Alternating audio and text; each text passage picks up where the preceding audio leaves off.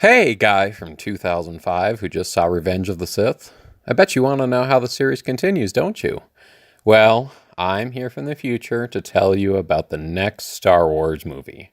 So sit back, relax, and listen. So, yeah. So I know the prequels were kind of disappointing, right? Well, because of this disappointment, George Lucas doesn't really do anything with Star Wars. Yeah, there's like a cartoon and stuff and like some books or something. I don't know, but really no other movies. Yeah, so and of course it was revealed kind of that Jar Jar Binks. Yeah, you remember? Yeah. So he was supposed to be like the evil Sith Lord of the prequels, but yeah. No, really. Yeah. Okay.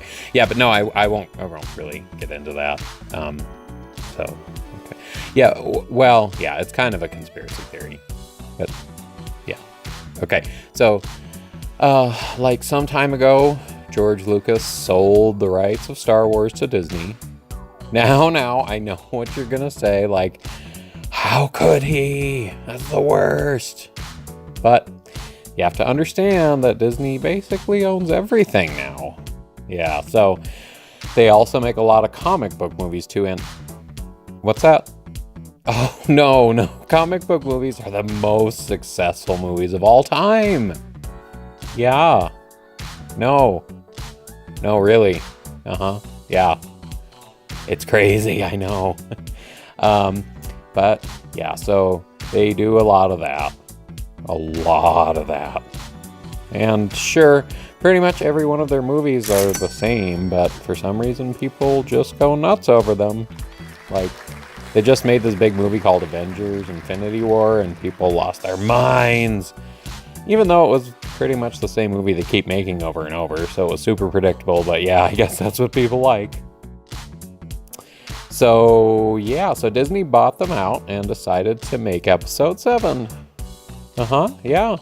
They called it The Force Awakens, which was second in line for the dumbest title right after The Phantom Menace, just because neither one makes any sense whatsoever. But the thing is, with The Force Awakens, it doesn't make sense just because the universe doesn't make sense anymore. Okay, so the thing is, after Return of the Jedi, the audience was told that the Old Republic was going to be reestablished and the Empire was dead, right? Also, Anakin, also known as Darth Vader, as you know, brought balance to the Force by eliminating the Sith and destroying the Emperor and turning back to the light side. That was all fine and well, and then Luke was going to go out and start the Jedi Order up again. The prequels, of course, were all about the story of Anakin, and they pretty much sucked, so Disney wanted to pick up the story after Return of the Jedi, but then they just decided, who cares about all the rest of that? So, The Force Awakens basically does away with everything from the previous movies. The Empire is still around, and there's a new big bad Sith Lord named Supreme Leader Snoke, and then there's a new apprentice who is like Darth Vader, but he's also an emo teen?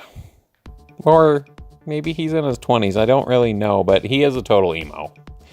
Like, if there was a Hot Topic in space, you'd find him shopping there.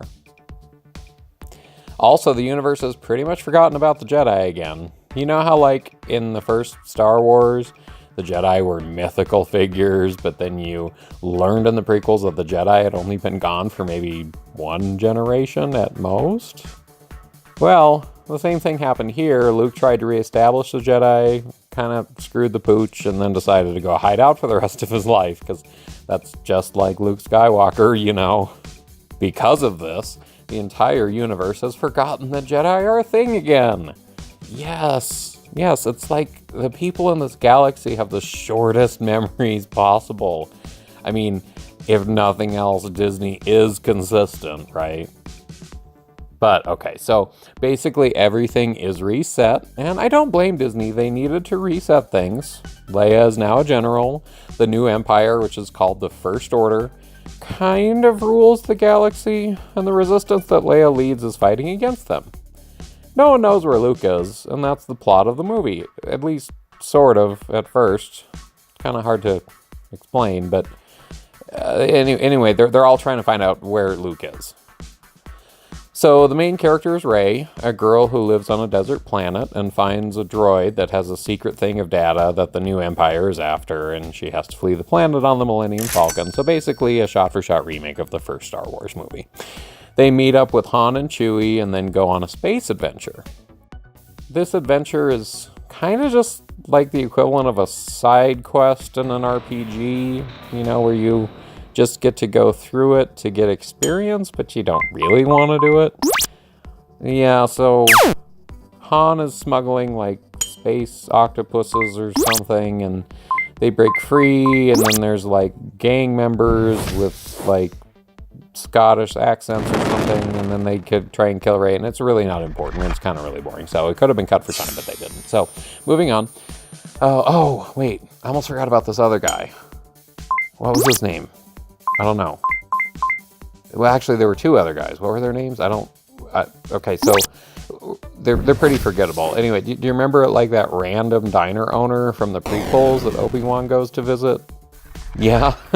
So that guy had more character than these two, just to give you an idea. One of the guys is a pilot who pretty much like dies in the first few minutes of the movie, and the other one is a stormtrooper who's like defecting from the Empire. Yeah. Anyway, the stormtrooper guy is traveling with Rey, and if this was a side quest with Han, the stormtrooper guy is basically like the NPC you have to have in your party to complete the quest. He's useless, but tries some comic relief. So a bunch of kind of boring stuff happens, blah blah blah. They fight the monsters and stuff. They talk to this alien woman who wears goggles, and then Rey goes and finds a lightsaber in the basement, sees a vision of like Force-ish stuff, and then flees for some reason, I guess, sort of. Anyway, the emo teen Darth Vader finds her outside. He then brings her back to his ship and tries to interrogate her. I don't really remember what he's trying to do. I think he's also trying to find Luke, but it's not really explained why or who cares or anything, but getting off track again. Anyway, so he's trying to find the droid, but instead he kidnapped her instead of searching for the droid.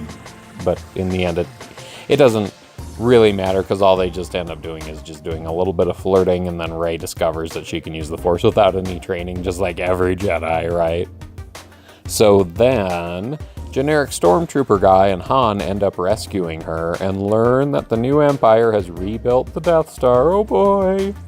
It's really just an eye-rolling moment because this is the third one now. But anyway, the rest of the movie is about trying to destroy this Death Star because it's going to blow up the Republic or something, and everybody kind of forgets about Luke Skywalker because that was just like a tie-in to the past to get people to watch the movie.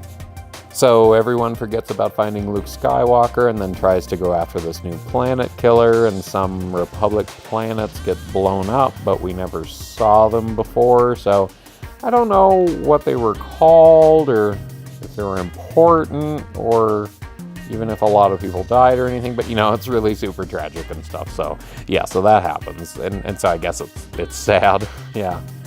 Okay, and then the new Emperor. Well, I don't know how else to say it, but he kind of looks like a melting animatronic from some cheesy B movie. Like, I didn't really put that much effort into it, honestly. But anyway, we're never sure if he's human or not, and nobody really explains anything about him. He's just kind of there.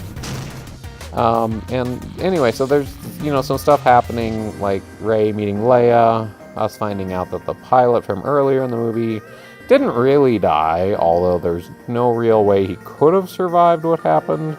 And then they go and attack the new Death Star, and there's some battles and stuff, and then a lightsaber fight at the end where Rey and the teen Darth Vader kind of fight, but not really. It's more just like flirtatious sparring, and that's basically where it ends. So, yeah, we don't really know why Luke Skywalker was important in the first place, because Rey already learned how to use the Force on her own, and it's not like they need Luke Skywalker for anything, but Luke shows up at the end, just the last scene of the movie. He's like, hey, I'm here. I mean, it's kind of boring and not worth watching more than once, but it's okay. So remember that the Star Wars series will, quote-unquote, recover. Keep the hope alive.